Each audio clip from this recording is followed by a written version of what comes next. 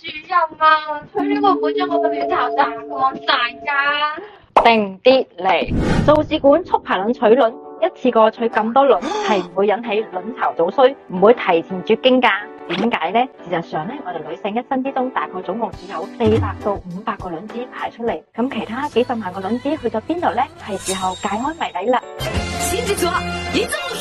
喺自然嘅生理狀態之下，女性每個月卵巢入邊都會同時有好多個卵泡釋放出嚟。想象一下，將我哋放喺同一起跑線上邊，最後只有一個優勢卵泡可以成熟衝到終點，其他落後嘅卵子就會閉鎖凋亡同埋消失。但係呢一個係人類進化結果，用咁樣嘅方式去保證我哋女性每個月淨係排一個卵，因為單胎妊娠係最利於胎兒最終順利分娩，同埋保證媽咪嘅生命安全。而促排卵嘅目的咧，就係使用促排卵嘅藥物，令呢啲本來應該要被拋棄同埋陪跑嘅卵子同時發育成熟，並且咧一次性取出佢哋，從形成盡可能多嘅胚胎供我哋去選擇。因為並唔係每一個卵子都可以順利咁樣受精同埋分裂成胚胎。如果每次淨係取一粒卵嘅話咧，唔單止非常之辛苦，經濟同埋時間成本都會大大咁樣增加。將呢啲庫存入邊本身就要被拋棄同埋廢棄嘅卵泡都取出嚟，物盡其用，大家有冇覺得反而賺大咗呢？